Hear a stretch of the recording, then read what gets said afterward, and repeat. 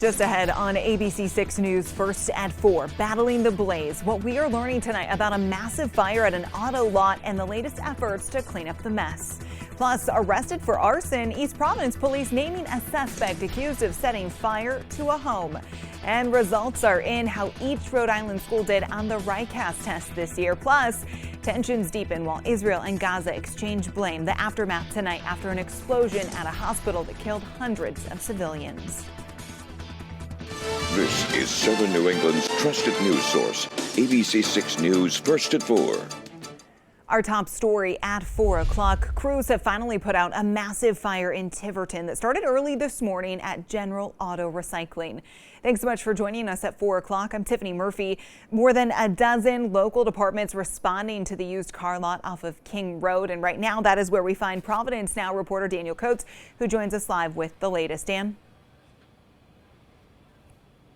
Well, Tiffany, we're about 14 hours removed from when that fire started this morning, and there's still a faint amount of smoke that's coming up from these burnt car parts that you can see behind me. Where that fire started, there's still a smell in the air of burnt tires as well, and residents in the area tell me that they woke up in the middle of the night to explosions they say sounded like gunshots and even fireworks. Now, the massive fire drew mutual aid from more than a dozen neighboring communities from Massachusetts and Rhode Island. We're told it started around 2:30 this morning, and the flames roared for roughly 6 hours while crews poured about 1,500 gallons of water a minute on the burning auto parts until it was finally put out fully early this afternoon. And luckily, Tiffany, no one was injured and no homes were damaged, but many residents off King Road were up all night watching and listening from afar. Just in the moment, and it sounds exaggerating, but like end of the world moment where suddenly it's like, what is going on? Just in the middle of the night, loud bangs, and we didn't know what it was at first. Was it gunshots or was it fireworks? And then we came outside just to see the smoke billowing over the trees and the flames. And to the end of my road, and you see a massive orange plume of smoke and black and white smoke, illuminated by orange fire on the ground. It's like, oh my. And Tiverton's fire chief tells us that this cause of the fire is still under investigation. And tonight at 5, we'll have more from residents who woke up in the middle of the night with a chaotic scene outside their front doors. In Tiverton, I'm Daniel Coates, ABC 6 News. Thanks for the update, Dan. Other local stories we're following on this Wednesday afternoon. East Providence police say they've arrested a 24-year-old from Rehoboth for arson. Now, this arrest comes after a structure fire on Austin Ave over the weekend. The homeowner told police they saw a man running from their yard minutes before that fire started. Police found this man on your screen, John Rego, near the house. Police learned he was the ex-boyfriend of someone that lived inside of that multifamily home. Rego later admitted to starting the blaze so he could get his ex-girlfriend's attention. He's been charged with arson and domestic arson as well, along with drug possession. Police investigating a deadly crash that happened overnight in Pawtucket. This was the scene on Pleasant Street around 1 o'clock. Police say a 65-year-old driver hit 2 telephone poles before being thrown from their vehicle. That man was pronounced dead at the scene. The driver's name has not yet been released. New at 4 o'clock, Norton police asking for your help to identify 2 armed robbery suspects. Norton PD says 2 men robbed Michelle's Corner store on West Main Street. They say they had large knives. It happened around 9 o'clock last night. The clerk told police the men demanded cash from the register before taking that money, along with cigarettes. Both men were wearing face masks. If you have any information, you are asked to contact Norton PD. Turning now to our continuing coverage of the war between Israel and Hamas. President Biden traveling to Israel today, meeting with Israeli Prime Minister Benjamin Netanyahu, as well as victims and first responders of the Hamas terrorist attacks. The president pledging full support for Israel and announcing $100 million in humanitarian aid for Gaza, which Israel has agreed to allow through the Rafah crossing in Egypt. ABC's Inez de la Cotera is live in Jerusalem. Support.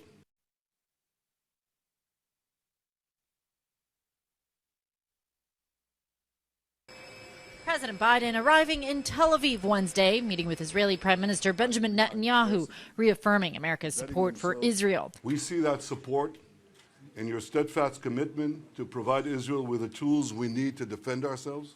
Israel has launched a blistering series of retaliatory airstrikes into Gaza after Hamas terrorists slaughtered more than 1,400 people. More than 3,500 Palestinians have been killed in those Israeli attacks. The IDF now poised for a potential ground invasion, continuing to urge residents in Gaza to head south for their safety. We keep praying.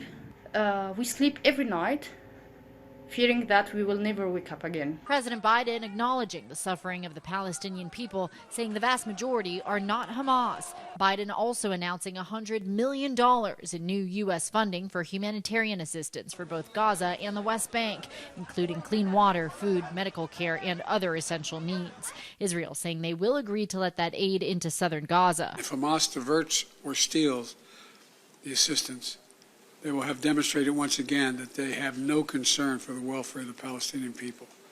And it will end. But it's an explosion at Al-Ali Baptist Hospital in Gaza that the Palestinian Health Ministry says killed hundreds, that has outraged the Arab and Muslim world. The president saying he grieves for the victims at the hospital. Palestinian people are suffering greatly as well. We mourn the loss of innocent Palestinian lives. Palestinian officials claim it was an Israeli airstrike. The IDF is blaming a misfired rocket from another terrorist group, Islamic Jihad.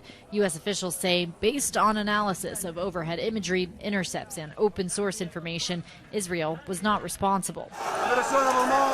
News of that explosion sparking protests throughout the broader Middle East region. Security forces using tear gas and a water cannon as clashes erupted near the U.S. Embassy in Beirut, Lebanon.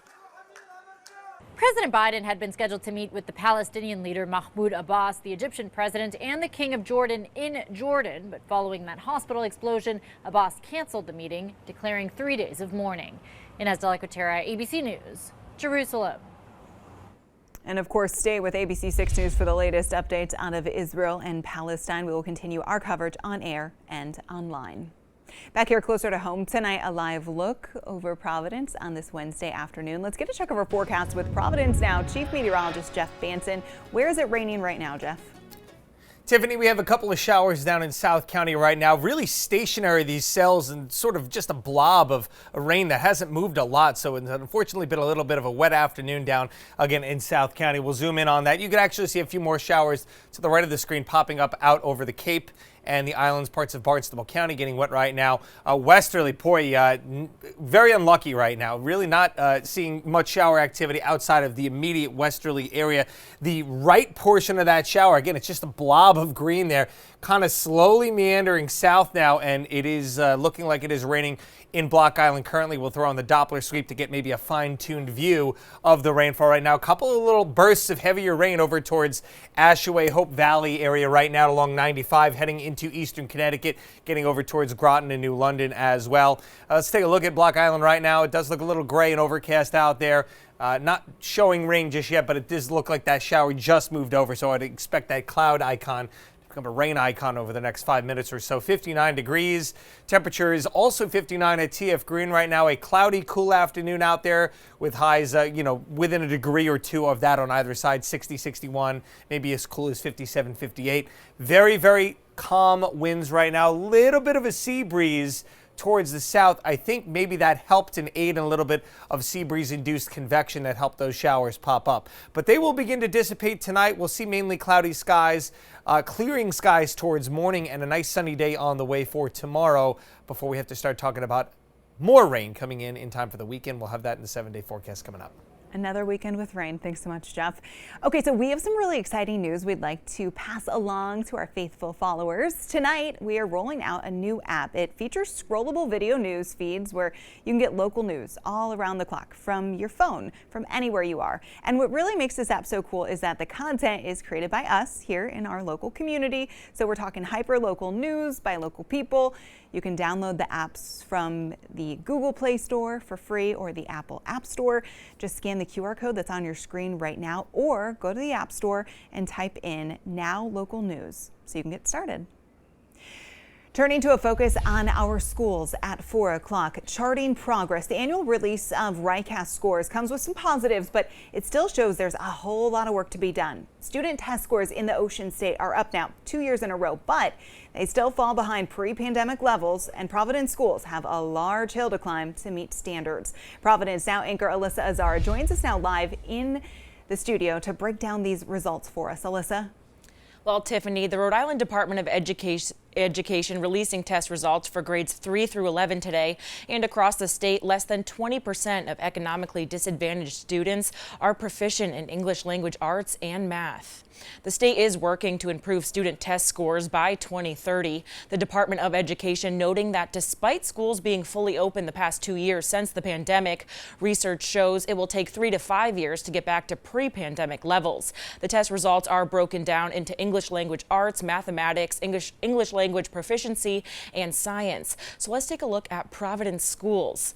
In English language arts for grades 3 through 8, 15% of Providence students are proficient. That's a 2% increase from last year.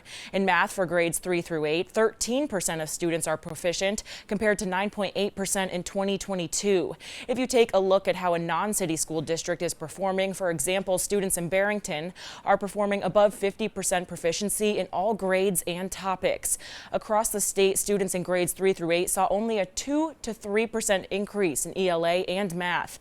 But Governor Dan McKee says the state continues to move in the right direction towards improving test scores by 2030. In the newsroom, Alyssa Azara, ABC 6 News. Thanks so much, Alyssa.